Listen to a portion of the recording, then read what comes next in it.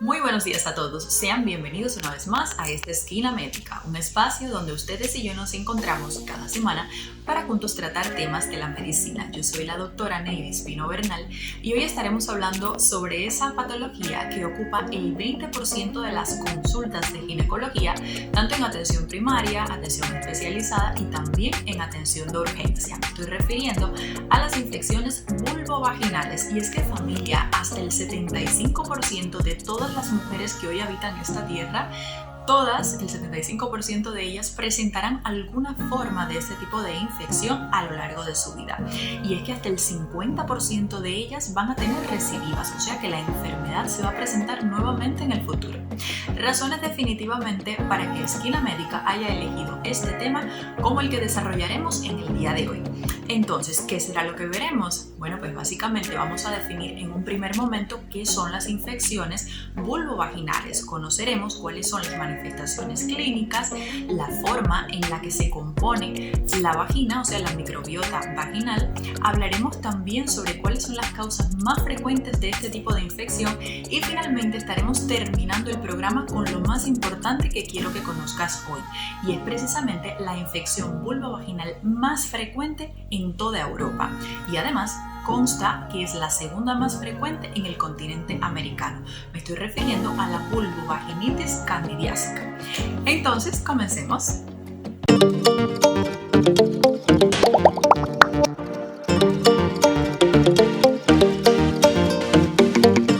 Comencemos el programa definiendo qué es una vulvovaginitis. Bueno, familia, en medicina realmente, y gracias a Dios, las palabras nos ayudan muchísimo.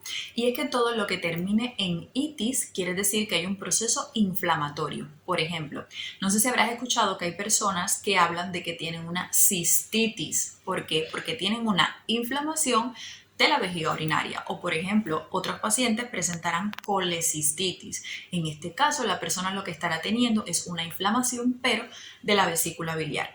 Entonces, aquí, llevándolo a nuestro tema de hoy, tener una vulvovaginitis significa que hay un proceso inflamatorio, lo mismo en la región vulvar que en la región vaginal. Ahora, ¿qué pasa? Que puede ser que la mujer tenga una u otra o que sencillamente estén presentes las dos. Sin embargo, no va a ser frecuente que la mujer tenga las dos, lo más frecuente es que tenga una vaginitis, como veremos posteriormente. Entonces, causas de vaginitis. Bueno, en realidad las causas van a ser múltiples y todo dependerá, las manifestaciones clínicas básicamente van a depender de cuál es el germen que está produciendo este proceso infeccioso inflamatorio a ese nivel. ¿Qué gérmenes pueden ser? Bueno, pues pueden ser hongos, pueden ser bacterias, pueden ser parásitos, que ya los veremos luego, y que van a producir unas manifestaciones clínicas y unos signos clínicos que van a estar caracterizados ¿por qué? Por la presencia de prurito vaginal, en el caso de las candidiasis, produce mucha picazón, por la presencia de una leucorrea, que son pérdidas vaginales, que normalmente la mujer no debería tener una pérdida vaginal, ni de mal olor, ni con diferentes colores como verde, amarillo, gris. Todas estas pérdidas de estos colores son estigmas que sugieren que la mujer está padeciendo una infección vaginal. ¿Qué otro síntoma puede aparecer? Bueno, pues puede aparecer el ardor en la región vulvar debido a la irritación, puede aparecer un dolor al cual llamamos como vulvodynia y también puede aparecer edema, o sea, una inflamación, un aumento de volumen, sobre todo en las zonas cercanas al introito vaginal.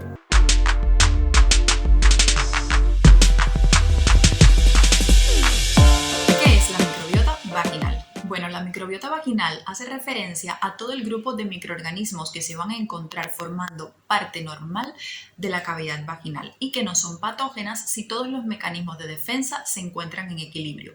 Pero sin embargo, si hay una proliferación, un crecimiento muy rápido de ellas, sí pueden desencadenar una infección.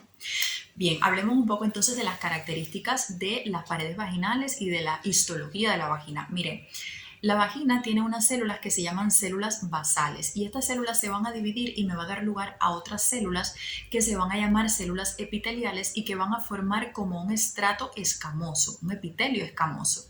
Característica importante que tiene este epitelio escamoso es que a pesar de no poseer glándulas de secreción, él es capaz de secretar un líquido, un exudado, que va a tener un alto contenido en glucógeno, en nutrientes, en aminoácidos y que por supuesto, debido a que este glucógeno luego las mismas células epiteliales la van a transformar en glucosa, pues esta glucosa va a ser muy atractiva para que entonces una serie de bacterias, de hongos, colonicen la cavidad vaginal y vivan formando parte de la constitución normal de la vagina. Y a todo ello es lo que le llamamos como microbiota vaginal. Ahora, ¿qué pasa? El hecho de que estas células epiteliales secreten más o menos cantidad de este líquido, de este exudado, va a depender de dos factores fundamentales. El primero es la concentración de estrógenos, o sea, las hormonas, y el segundo va a ser la presencia de una infección activa vaginal. De modo que cuando la mujer está teniendo una infección, ya sea bacteriana, sea por hongos, por ejemplo, como la Candida albicans, inmediatamente el epitelio va a responder produciendo una gran cantidad de líquido de este exudado. Por eso es que verás que cuando una mujer tiene infección vaginal produce leucorrea, o sea, tiene una pérdida en su ropa interior, porque el epitelio va a tratar de arrastrar, de sacar hacia afuera ese patógeno que está representando un riesgo para la salud de la paciente. Y la primera causa de que aumente la producción de este exudado, pues sería, como ya lo dije, las hormonas. Y es que, familia, la microbiota vaginal se ha demostrado, mira que se ha estudiado, que no va a ser igual en todas las etapas de la vida de la mujer. ¿Por qué? Porque toda la vida la mujer no tiene las mismas concentraciones de estrógenos. Por ejemplo, en las niñas, en la etapa de la premenarquia, antes de tener el primer periodo menstrual, las concentraciones de estrógenos van a ser bajas. Por ende, ¿cómo estará compuesta entonces la microbiota vaginal de estas pequeñitas? Pues básicamente por bacterias que van a proceder del tracto intestinal por la cercanía que tiene el ano de la región vaginal y también de la piel que recubre o que rodea toda esta región.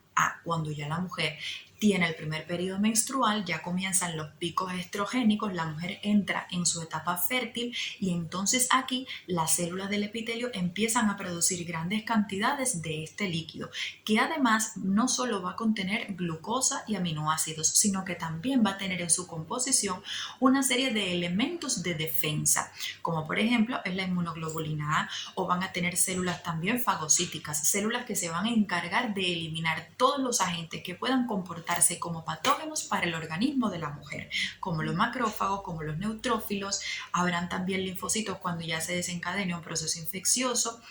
Entonces, ¿qué es lo que quiero transmitirles? Que la concentración o la característica de la microbiota vaginal no va a ser igual en la etapa premenárquica, en la etapa fértil y en la posmenopausia. En la posmenopausia, ¿qué es lo que pasará? Pues lo mismo, como existe una deprivación hormonal, los niveles de estrógenos están bajos, pues volvemos entonces a tener en la región vaginal más gérmenes procedentes de la región anal y en la piel. Denme un segundo.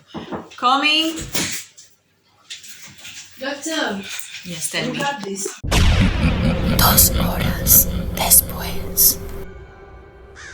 Bueno, tuvimos una pequeña interrupción, pero ya saben que estoy trabajando. Entonces, bueno, vamos, para no perder el hilo, les quería decir que cuando la mujer está en la etapa fértil, que es la etapa de la que vamos a hablar ahora un poquito más, este cambio de flora que se va a producir debido a la cantidad de glucosa que va a haber a este nivel, pues va a ser posible de que entonces colonicen esta región vaginal los lactobacilos.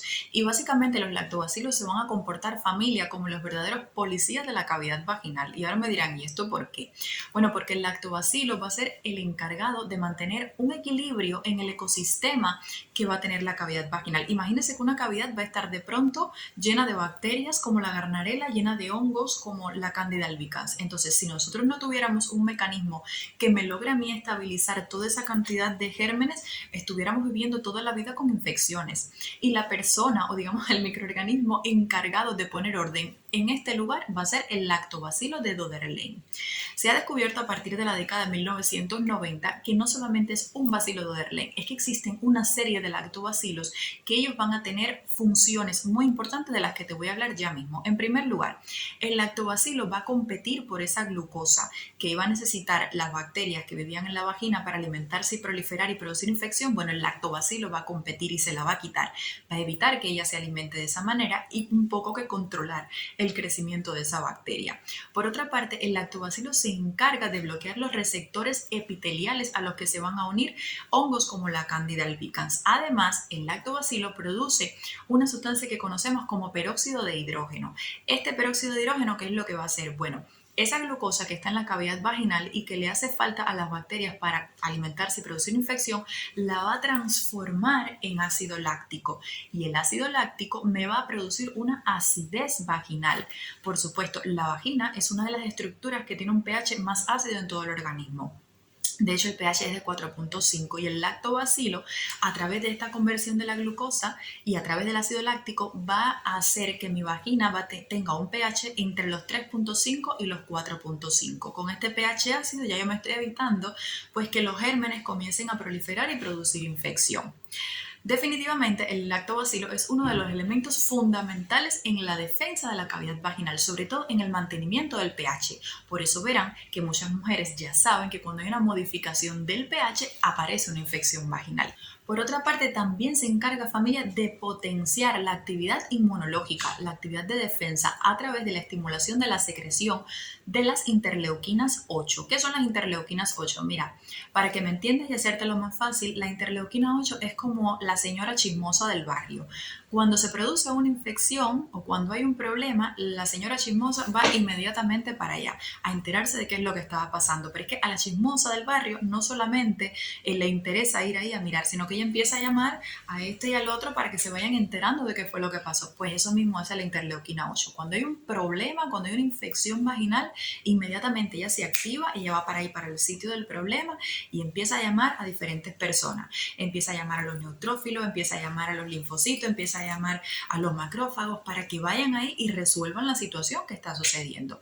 Entonces, definitivamente, esta interleuquina que es proinflamatoria jugará un papel importante y fundamental también en el control de las infecciones, como mismo lo hacen otros componentes de ese exudado epitelial que producen las células epiteliales vaginales, como es, por ejemplo, la inmunoglobulina A. La IgA es una de las inmunoglobulinas necesarias en la defensa de las mucosas y viene contenida aquí en esta secreción vaginal. Entonces, ahora vamos a ver cuáles serían las características de la infección vulvovaginal más frecuente actualmente en Europa, que es la vaginitis candidiásica, y la número 2 de Estados Unidos de América.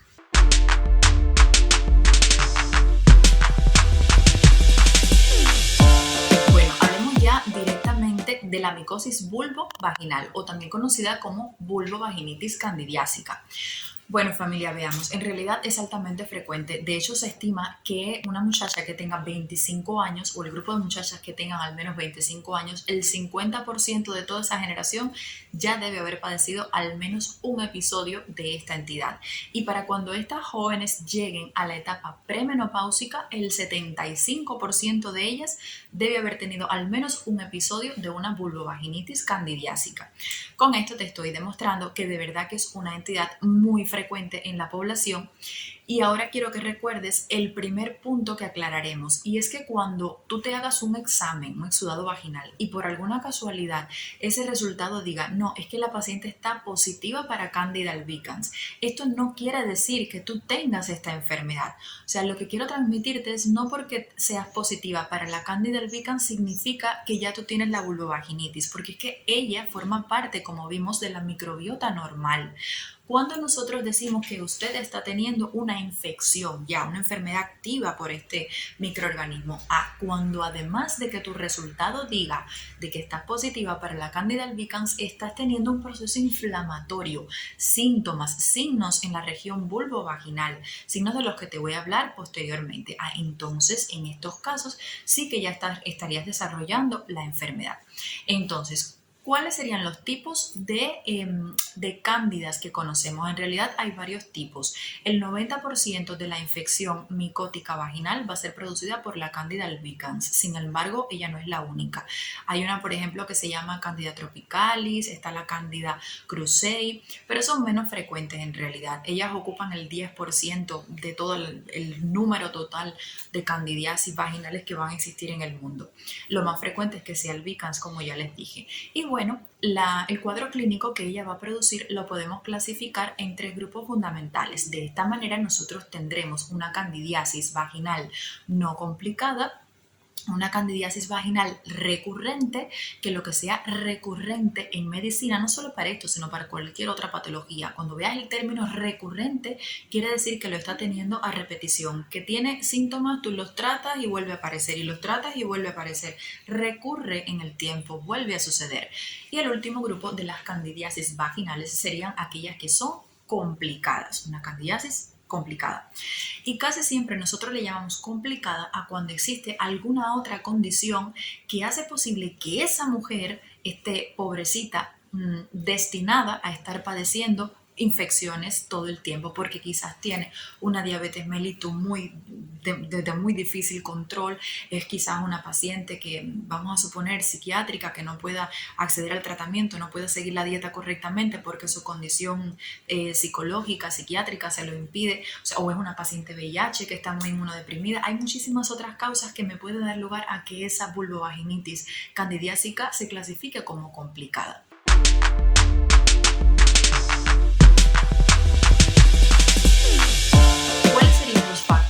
Desencadenantes para que una mujer pueda padecer de esta condición.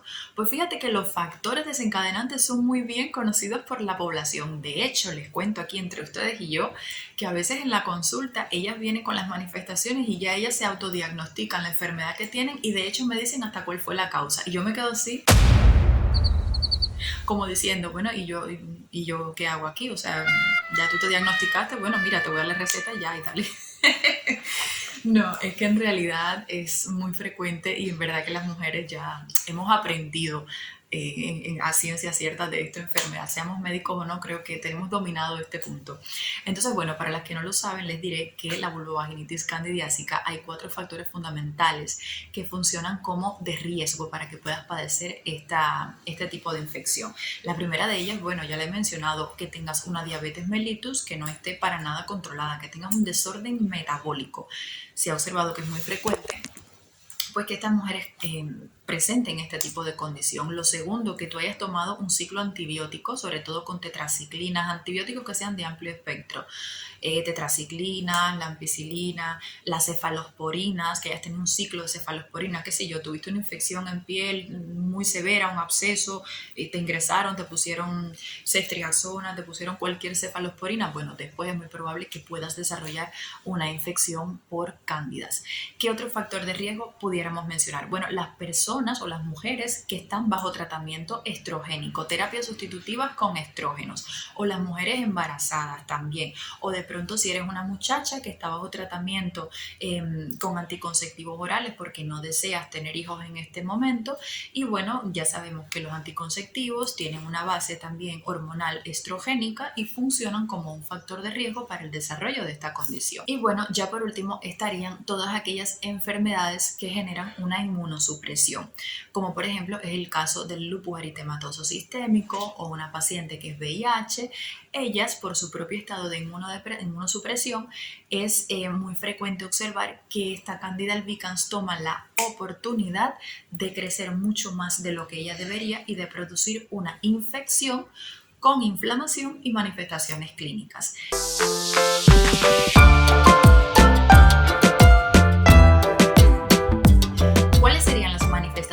Clínicas que puede presentar una paciente que tenga una vulvovaginitis candidiásica? Bueno, básicamente los síntomas y los signos que vamos a observar van a ser bastante comunes entre todas las mujeres que padecerán de esta condición. Por lo general, ellas llegan aquí a la consulta refiriendo que tienen prurito. O sea, prurito en medicina hace referencia a sentir picor, picazón en la región vulvovaginal. Además, pueden presentar ardor. pueden presentar una irritación en todo lo que son los genitales externos. De hecho, al examen físico, cuando se pone el espéculo, observas que también la mucosa vaginal está muy eritematosa, muy roja, y es debido a la presencia del proceso inflamatorio que está creando la Candida albicans a este nivel. ¿Qué otro síntoma puede aparecer? Bueno, la dispareunia, que dispareunia es sentir como una pequeña molestia o incluso un dolor cuando la mujer está teniendo relaciones sexuales. Sin embargo, antes de presentar dispareunia es mucho más frecuente que se presente la leucorrea. Leucorrea se le llama a toda la pérdida vaginal que no va a ser normal porque las mujeres no deberían tenerla, y que en el caso particular de la Candida albicans es una pérdida vaginal que va a ser blanca, va a ser blanquecina y va a ser como pegajosa. De hecho, hay algunas mujeres que hasta refieren que han observado como especie de unos grumos. Y es que de hecho en medicina, en los libros, cuando nosotros revisamos el tema, cuando lo estudiamos en la carrera y demás, los profes de ginecología nos decían que cuando examinabas la vagina de una paciente que tiene una candidiasis vaginal, tú veías como si fuese leche cortada que han aplicado dentro de la cavidad vaginal. O sea, tú ves los grumos. Y luego tomabas, por ejemplo, una espátula y separabas un poco los grumos y ellos se separaban bastante fácil, perfectamente.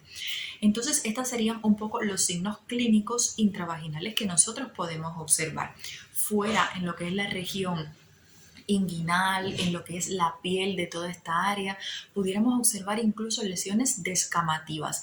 Y algo muy importante, familia, quizás ahora no me entiendan el término que voy a utilizar, pero les voy a poner una imagen por aquí para que ustedes sepan de lo que estoy hablando. Hay un signo que ayuda muchísimo a la hora de diagnosticar de un primer momento, de una forma clínica, que la mujer está teniendo una candidiasis vaginal.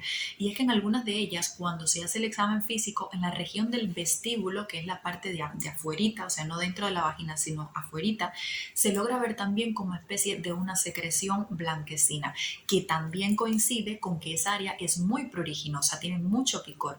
Entonces, cuando hacemos una evaluación general de todos los genitales externos, los genitales internos, y vemos este cuadro del que te he hablado, apoyado en las manifestaciones clínicas que ya te he mencionado, pues entonces decimos, probablemente estamos sin duda ante una candidiasis vaginal. Sin embargo, ¿cómo llegamos al diagnóstico de esta patología? Ya te lo cuento.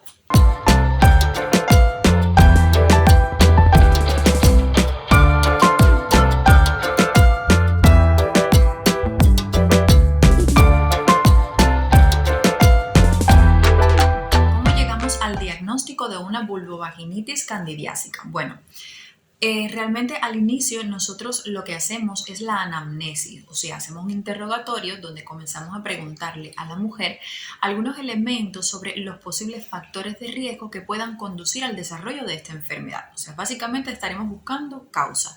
Posteriormente a ello le preguntaremos cuáles son los síntomas que está presentando, estos de los que ya te he hablado. Y luego lo que va a hacer tu doctor es que te va a llevar a un examen físico, donde en la mesa ginecológica. Y este paso es extremadamente importante a la hora de nosotros poder llegar a un diagnóstico correcto de la patología. No porque tú estés presentando prurito vaginal y tú le digas a tu doctor que has tenido unas pérdidas vaginales blanquecinas, ya tu doctor te va a diagnosticar de una candidiasis vaginal. Hacer esto es un verdadero error. Y lo correcto es que debe llevarte a la mesa de ginecología, ponerte el espéculo y examinar, ver cómo están los genitales internos, ver cómo están las paredes vaginales, si están muy rojas, si además ve la secreción característica de la que te he dicho, los grumos blancos que deben haber en las paredes vaginales, si hay una leucorrea, si ve abundantes secreciones blanquecinas que puedan sugerir el diagnóstico. Ahora, aún teniendo estas características, aún presentando todos los síntomas en buena ley, familia, lo próximo que debemos hacer son exámenes para confirmar la presencia de una cándida, porque muchas veces nosotros decimos, no, la paciente es refractaria a tratamiento, el tratamiento no ha servido. Pero no es que el tratamiento no haya servido, es que se ha hecho un mal diagnóstico de la patología. Por eso es necesario que realmente tu médico lo que haga sea la confirmación del microorganismo. ¿Y cómo podemos hacer esto? Bueno, mira, en realidad es muy sencillo. Te voy a explicar, me he traído todos los instrumentos aquí, por eso me ves con guantes, para enseñarte paso a paso cómo se hace este procedimiento. Y también porque si conoces lo que te van a hacer, vas a llegar con un menor grado de ansiedad, vas a saber de qué se trata el examen y hasta probablemente el procedimiento sea un poquito menos molesto. En realidad no es doloroso para nada. Aquí lo más molesto es a la hora de colocar el espéculo. El resto es bastante rápido. Entonces, mira, este espéculo es el que yo más utilizo aquí en la clínica. Esto es un large size, ¿bien? Este es el largo. Entonces, lo primero que hace tu doctor después que te examina los genitales externos es introducir el espéculo. Hazte idea que esta sería la vagina, entonces el espéculo te lo va a introducir así, de ladito, y luego cuando ya está dentro, o sea, esto que está acá es lo que me quedaría dentro de la cavidad vaginal. Entonces, cuando está así, lo próximo que hace tu doctor es enderezarlo, ¿ves? Lo gira un poquito y lo termina de introducir. Cuando él esté haciendo este movimiento, probablemente te diga que pujes, porque cuando tú pujas es más fácil poder introducir, digamos, con más facilidad el espéculo. Después lo abre y cuando abre el espéculo, lo que va a estar mirando aquí justo en el centro es el cervix. Te voy a poner una foto por acá para que veas cómo luce un cervix. Ahora, después que ya tienes colocado el espéculo, que ya le examinó tus genitales internos, cómo está el cervix, cómo está la cavidad vaginal, lo próximo que debe hacer tu doctor es tomar muestras. La muestra de las secreciones vaginales, de ese exudado que ha producido tus células epiteliales, pueden ser tomadas lo mismo con estos hisopos que tenemos acá. Lo voy a abrir. Mira, este hisopo es el que más utilizamos con la finalidad de hacer los exudados vaginales. ¿Ves? Es un hisopo, lo que hacemos es llegar a los fondos de las paredes vaginales y tomar muestra. Y si vemos algún grumo, la verdad, lo tomamos también. Y entonces también puede ser tomado con una espátula, como esta espátula que está aquí, la maderita, ¿ves? Que se llama espátula de aire. Con esta también se hace la prueba citológica, el Papa Nicolau, del que te he hablado en otros programas. Entonces, ¿qué hacemos después? Ya tengo la muestra en la mano. ¿Y ahora qué hago? Bueno, ahora esa muestra que obtuvimos con el hisopo la vamos a colocar en un porta. Un porta es esto que está aquí. Es como una laminita de cristal en la cual nosotros vamos a aplicar aquí la secreción vaginal. Y después que la aplicamos, tenemos dos opciones. Podemos aplicarle solución salina, o sea, suero fisiológico, que es esto que está acá, y luego se hace una microscopía directa, se observa al microscopio qué es lo que hay. Lo que veremos, familia, en el caso de que haya un proceso infeccioso, es la presencia de bacterias, o veremos también la presencia del hongo, la Candida albicans. Sin embargo, este no es el único examen que nosotros podemos desarrollar. Después que tengamos las secreciones vaginales con este hisopito, lo aplicamos en el porta. Y entonces en vez de solución salina le podemos aplicar hidróxido de potasio. Ese sí no lo tengo aquí, familia. Le podemos aplicar hidróxido de potasio y lo bueno que tiene el hidróxido de potasio es que él elimina directamente tanto las bacterias como las células vaginales, de modo que si tú tienes una infección por Candida albicans, lo único que me va a quedar en este porta van a ser las hifas de la Candida albicans. Entonces tiene una muy buena sensibilidad para detectar si tú realmente estás teniendo una infección por este germen. ¿Habrán otras pruebas? Sí, se puede hacer también. Me voy a quitar los guantes, familia, pero en ese momento. Habrán también otros exámenes como la pH, o sea, la medición del pH, que ya sabemos que debe ser alrededor de 4.5. ¿Qué pasa? Que con el pH hay realmente discrepancias. Hay algunos autores que dicen que cuando hay una infección por Candida albicans, el pH vaginal tiende a aumentar un poquito por encima de 4.5. Sin embargo, en otras literaturas expresan muy bien que el pH vaginal en una infección candidiásica puede ser normal. De todas maneras, yo en lo particular pienso que habrá mujeres y mujeres. En medicina nada es exacto. En medicina todo puede ser probable. Por eso quizás sea la diferencia de criterios. Entonces, ¿qué otro examen podemos utilizar? Hacer un cultivo. Familia, el cultivo es el mejor examen para diagnosticar a ciencia cierta si lo que estás teniendo en estos momentos es una vulvovaginitis por cándida. Y además también podemos saber hasta cuál tipo de fármaco sería el más indicado, al que menos resistencia o el más sensible para tratar esa infección que tú estás teniendo. Entonces, bueno, estos son los exámenes que más utilizamos. Ya sé que habrán centros y centros. Sabemos que la disponibilidad de todos estos recursos no están en todos los lugares. Yo te he explicado el procedimiento que debería ser, pero bueno, en realidad hay que cada quien adecuarse al medio donde está.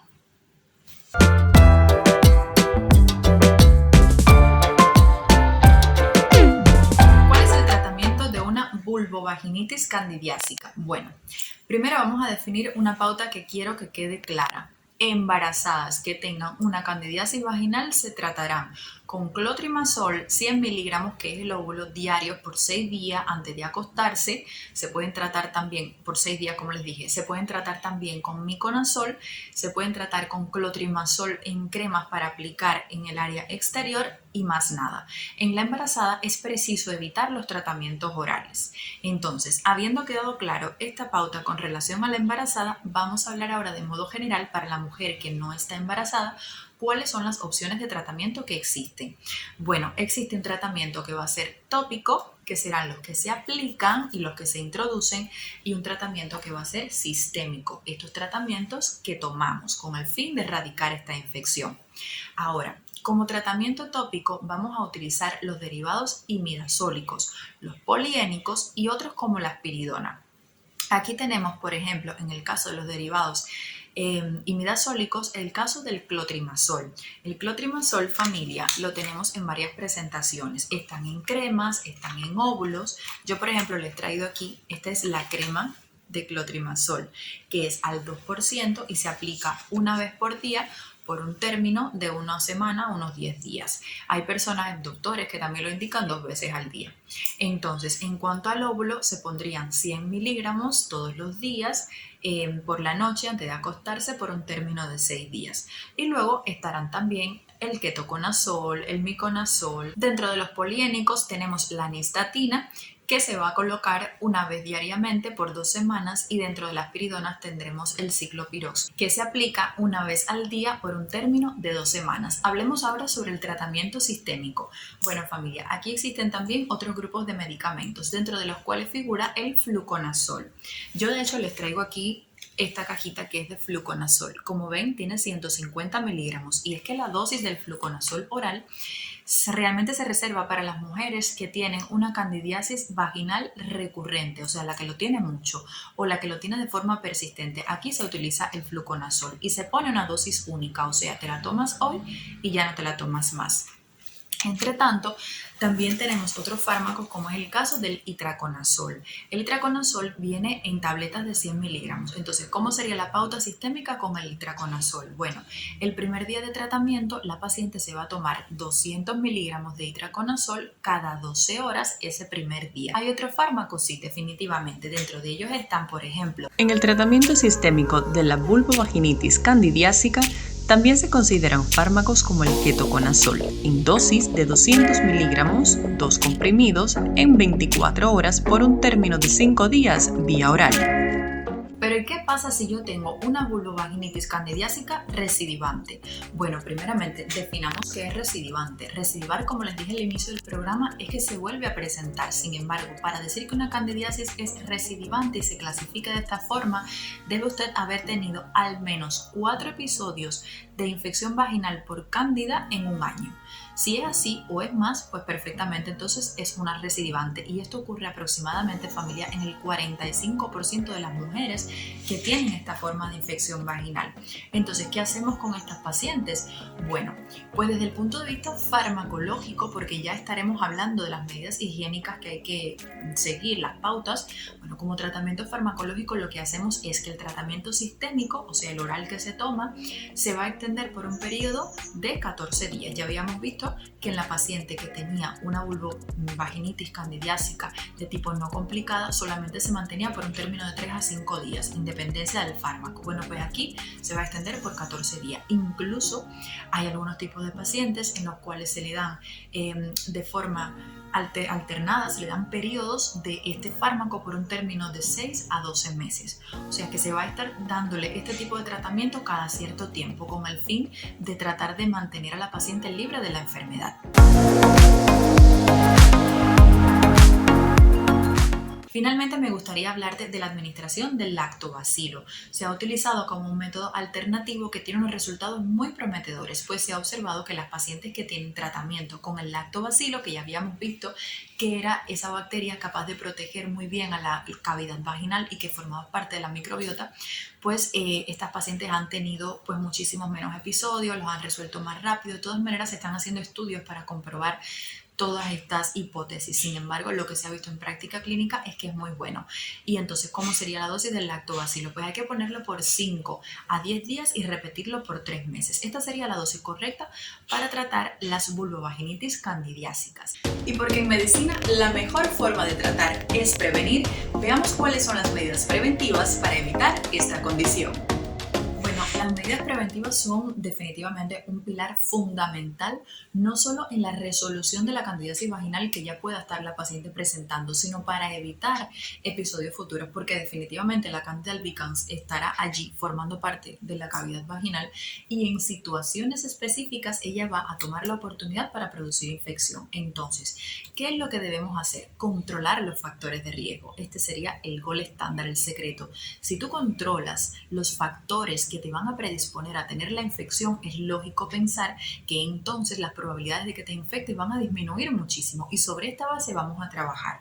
Entonces, si ya sabemos que uno de los problemas es la diabetes mellitus y que la diabetes mellitus es decir que vas a tener cifras de glucemias alteradas, pues entonces lo que debemos hacer es tratar de comer menos azúcar, tener un estilo de vida saludable, practicar ejercicio físico, comer más frutas y vegetales, todo esto. Si sabemos que otro de los puntos fundamentales son las pacientes que toman antibióticos, bueno, pues cuando tengas una infección, en lugar de automedicarte y de tomarte cualquier medicamento por ahí para tratar de resolver una infección sin ver a un doctor, pues lo que realmente deberías hacer es acudir pues a tu consultorio, a tu área de salud y buscar asistencia médica para no hacer un abuso de antibióticos, que ya sabemos que así como destruyen las bacterias malas, también me modificarán las bacterias que están a nivel vaginal y me modificarán la microbiota. Y esto al final se traduce en la aparición de una infección. ¿Qué es lo otro que podemos hacer? Cuidado con los anticonceptivos orales, lo mismo, tiene que ser prescrito por un profesional de la salud. Y ahora, en los estilos de vida, no duchas vaginales. Cuidado con utilizar esto que se llama en inglés pentiliner, la verdad no sé cómo se dice en español pentiliner, son como unas almohadillas sanitarias, ¿sabes? Las mismas que se utilizan para el periodo menstrual, pero las hay que son pequeñitas y le ponen olores a flores y no sé qué, muchos productos químicos. Bueno, esto se ha comprobado que es un factor de riesgo directo para que desarrollen pues candidiasis vaginal. Lo mismo, tienes el periodo menstrual, tienes que cambiarte frecuentemente la almohadilla sanitaria. Trata de evitar ponerte panties, ¿cómo se diría? Ropa interior que sea demasiado apretada. Especialmente hay un tipo de ropa interior que es así como como las tangas brasileñas. Yo estoy tratando de explicarle de una forma lo más educada posible, pero este tipo de ropa interior de verdad que predispone muchísimo al desarrollo de las infecciones de la candidiasis vaginal. Al momento del aseo, bueno, pues tratar de asearse delante hacia atrás y no de atrás hacia adelante, porque puedes arrastrar gérmenes que se encuentran en la región anal y llevártelos hacia la región vaginal. Por otra parte, tu ropa, no uses ropa que sea demasiado apretada, esos jeans, todos esos pantalones, esas cosas así bien apretadas con el calor del verano, pleno país tropical, México, Colombia, Venezuela. Hay que usar una ropa que sea de algodón, que sea un poco suelta y adecuada, porque cuando tú sudes y cuando esté todo eso ahí bien apretadito, todas esas áreas la humedad va a aumentar, y que aumente la humedad en esta área también puede comportarse como factor de riesgo para que crezca y se desarrolle la Candida albicans. Entonces, ¿qué otra cosa pudiéramos hacer? Pues cuando vayas a la playa, nada más que tú termines de la playa, piscina, río o algo así, trata de cambiar tu ropa inmediatamente. Entonces, bueno, estas son las medidas que de manera general podemos implementar a fin de tratar de evitar el desarrollo de la candidiasis vaginal. De todas maneras, desafortunadamente es una infección que a veces es difícil de tratar, que puedes recurrir, pero bueno, siempre estamos aquí nosotros los profesionales de la salud para acompañarlos a cada una de ustedes y para tratar de mostrarles vías por medio de las cuales ustedes puedan vivir una vida más larga y más feliz. Entonces, esto es todo lo que le quería contar por hoy. Si tienen cualquier duda sobre este tema, sin dudas me escriben. Yo estoy siempre pendiente de los comentarios y bueno, pues trataré de explicarle lo mejor que pueda. Ahora sí me despido, les mando mil besos, mil abrazos, cuídense muchísimo y de verdad que nos vemos muy pronto, más de lo que lo imaginan en verdad. Bueno, ya, hasta luego. Chao familia, cuídense muchísimo.